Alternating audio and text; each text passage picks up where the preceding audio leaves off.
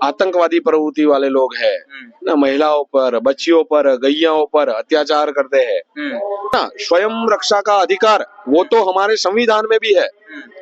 अगर कोई हमें मारने आता है और कोई सुरक्षा अधिकारी या फिर सुरक्षा के जो है नियुक्त किए गए सैनिक वो हमारे पास नहीं है, पुलिस नहीं है, तब तक क्या हम मर जाएंगे? देखिए, कट्टर तो होना जरूरी है, कट्टर होना जरूरी, कट्टर ही होना चाहिए अपने धर्म के प्रति, क्योंकि हमारा जो सनातन है ना वो सत्य पे चल रहा है, सत्य की राह पर चलता है, और सत्य की राह पर चलना है तो उसमें कट्टरता चाहिए। महाराज जी, हमें जानकारी मिली है कि आपने 1008 कन्याओं को शस्त्र वितरण किया है, तलवारें दी हैं। आखिर क्यों? जब शासन सत्ता इतनी मजबूत है, महिला सुरक्षा के लिए तमाम इंतजामात किए जा रहे हैं, उसमें आप माहौल खराब करने की कोशिश कर रहे हैं। देखिए, ऐसा है कि हमारे जो भारत की सुरक्षा व्यवस्था जो है ना, वैसे तो मजबूत है, लेकिन हमारे भारत के अंदर ऐसे ऐसे बिगड़ी मानसिकता वाले जो उनकी संस्कृति है ही नहीं है यहाँ पर उसका प्रचार प्रसार करने के लिए, और उसके आदी है ना, आतंकवादी प्रवृत्ति वाले लोग हैं ना, महिलाओं पर, बच्चियों पर, गैयाओं पर अत्याचार करते हैं। तो ये जो हमारी माताएं हैं वो अपनी सुरक्षा स्वयं कर सके, है ना, स्वयं रक्षा का अधिकार वो तो हमारे संविधान में भी है।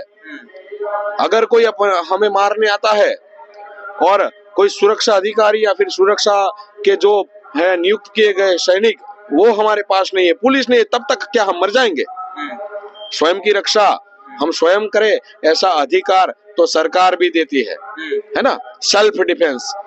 इसी कारण देखिए, पहले हो चुका बहुत सारा महिलाओं का, आप देखिए कितने सालों से परेशान है महिला।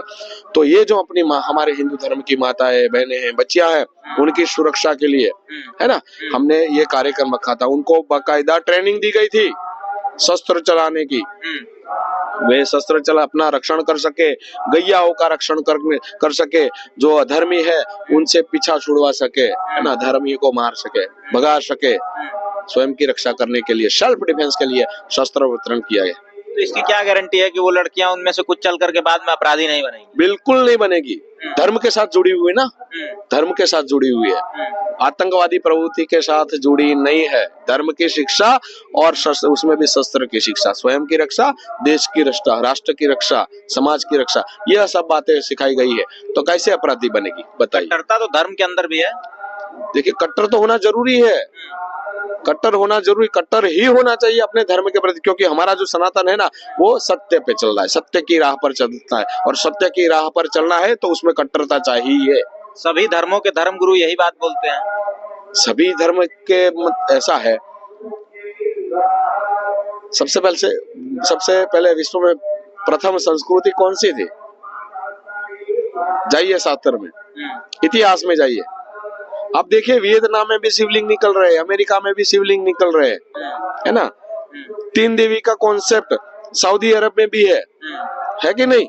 साराह करके थी 3 देवियां जो एक सिंह पे सवार है, और ये शस्त्र वाली बात है, तो इससे कोई आतंक नहीं फैलता है। ये जो शस्त्र है उसमें ऐसा है, जब अधर्म बढ़ता है ना तो शस्त्र की जरूर होती है, युद्ध के बाद ही शांति आती है। समझिए, हमारे धर्म शास्त्रों में लिखा है अहिंसा परमो धर्म, हमें आधा ही पढ़ाया गया, अहिंसा परमो धर्म, का हिंसा परमो धर्म, बाद में है अहिंसा परमो धर्म, धर्म हिंसा तथैव च, है ना। तो शांति तब ही आएगी जब युद्ध होगा, युद्ध के बाद ही शांति आती है ना। तो हाँ, हर तरफ होता है। आप सनातन संस्कृति के आधार पर लड़कियों में, लड़कों में शस्त्र का वितरण कर रहे हैं। इस्लाम में भी यही होता है। इस्लाम में भी लोग हथियार लेकर के, शस्त्र लेकर के अल्लाह अकबर कहते हुए कूदते हैं। ऐसा है। आतंकवादी किस में पाए जाते हैं? विश्व में आतंकवादियों की लिस्ट आप अगर निकालो, किसकी निकलेगी? धर्म के ये जो यहाँ पे धार्मिक उत्सव हो रहा है उसमें हम किसी की ये बात नहीं कहेंगे, लेकिन आप लिस्ट निकाल दीजिए, पत्रकार है आप, देख लीजिए किनकी है। कोई हिंदू संगठन नहीं होगा। हिंदू तो शांति में मानता है ना, लेकिन जब अधर्म होगा अधर्म होगा सनातन संस्कृति पर, बच्चियों पर, माताओं पर, बहनों पर, गैया पर, ब्राह्मणों पर और हमारी संस्कृति पर जब अत्याचार होगा तब ही शस्त्र उतारे हैं। आप देखिए भारत ने कभी पहले कभी किसी युद्ध में शस्त्र नहीं उठाया है। पहले किसी युद्ध में देख लीजिए, बाद में युद्ध जब हुआ है तब शस्त्र उठाए और जीत भी हासिल की है। तो हमारा ऐसा है, शास्त्रों में जो बताया है वही है, अहिंसा परमो धर्म। पहले अहिंसा को हम परम धर्म मान, बाद में धर्म हिंसा तथा वच उसमें मानते हैं। ये बात। अच्छा, फिलहाल जानकारी मिली है कि आप यहाँ महाकुंभ में भी महारास का आयोजन कर रहे हैं, उसमें भी शस्त्र वितरण करने की आपकी तैयारी है? बिल्कुल। देखिए छोटी छोटी जो बच्चियां हैं अपने सेल्फ डिफेंस के लिए, रक्षा के लिए शस्त्र सीखेगी और जो शस्त्र है वो रखे भी, है ना। कायदे के हिसाब, देखिए संविधान के हिसाब से सब लोग चलते हैं और हम लोग भी साधु सन्यासी भी चलते हैं, क्योंकि हमारा राष्ट्र, हम राष्ट्र को हम हमारे हृदय में रखते हैं, है ना। तो ऐसा है कि संविधानिक जो हक दिया गया है स्वरक्षा का, उसके हिसाब से जो 6 इंच से ज्यादा नहीं, है ना, वो हथियार तो वो भी रख सकते हैं, स्वयं की रक्षा करेंगे, आतंक फैलाने के लिए, अपराध करने के लिए नहीं, वो रखेंगे। हम ऐसी ट्रेनिंग देंगे वो ऐसा कुछ करे नहीं, है ना। धर्म है वो सिखाता है शांति का मार्ग, अधर्म जो है वो आतंकवाद का मार्ग सिखाता है। तो ये धर्म का आयोजन कैसा हो रहा है, क्या स्वरूप है उसका? महाराष्ट्र में ऐसा है कि भगवान श्री कृष्ण की जो परंपरा थी, भगवान श्री कृष्ण जो नृत्य गायन करते थे, है ना, भक्ति वाली बात थी, गोपियां थी, है ना, सखियां थी, इनकी जो कृष्ण की भक्ति में रास करती थी, वही रास हमारे गुजरात से जाहल बेन अहिर करके है, जो हमारी छोटी बहन शिष्या है, वह पहले 1 साल पहले ही उन्होंने गुजरात के अंदर महाराष्ट्र करवाया। हाँ, द्वारिका में बहुत ही बड़ा महाराष्ट्र का कार्यक्रम उन्होंने करवाया है। और महाराष्ट्र में अपनी परंपरा, अपनी संस्कृति जो महान थी, भक्ति वाली थी, है ना, जो कृष्ण की बातें थी उसमें बताई गई, है ना, वही महाराष्ट्र रास के भी जो है ना, रास के अंदर जो गाना होता है गीत होता है, उसमें कृष्ण की भक्ति की बात आती है, वो भक्ति वाला मार्ग चुनेंगे, वो रास करेंगे, है ना, जिससे अपनी परंपरा, अपनी संस्कृति उसको बढ़ावा मिलेगा। वो पुराना देखिए, आप देखिए अहिर की बच्चियों को देखिए, आज भी पुराना पहनावा वो पहन रख के रखी है, तो उसको रूढ़िचुट से नहीं बोल सकते, लेकिन परंपरा के साथ जुड़ी वो बोल सकते हैं। वही परंपरा पूरे विश्व में जो थी, हमारी प्राचीन परंपरा है ना, प्राचीन परंपरा में हम धोती कुर्ता पहनते थे, हमारी परंपरा जो थी ना, महिलाएं जो थी वो अलग अलग प्रकार के जो आभूषण है वो धारण करती, वो आभूषण स्वयं की रक्षा के लिए भी उपयोग में आते थे और उनकी जो सुंदरता है उसमें भी निखार लाते थे। ऐसे आभूषण थे, मतलब शास्त्र जो, जैसे हम नागा सन्यासी शस्त्र शास्त्र के चलते, ये हमारा आभूषण ही है। नागा है, नागा सन्यासी ना, कपड़ा आपने पहन रखा है?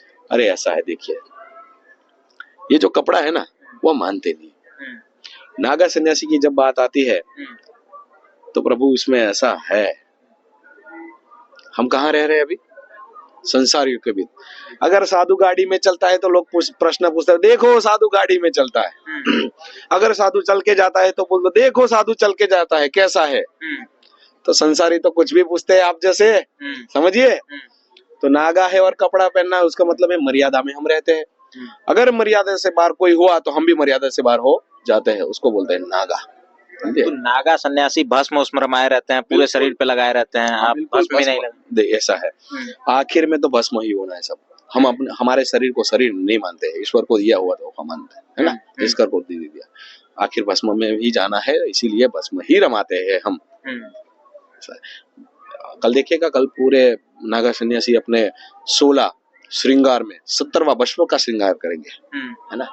देखिए यहाँ पे भस्मधारी सबके सब लोगों को संदेशा देते हैं कि आखिर में तो भस्म ही होना है, मिट्टी ही होना है, इसीलिए हम लोग भस्म रमाते हैं। अच्छा, नागाओं का आपने कहा कि 17 श्रृंगार करते हैं जी, कौन कौन से श्रृंगार? 16 श्रृंगार स्त्रियों का और 17वां भस्म शिव का, यह श्रृंगार है 17 नागाओं के।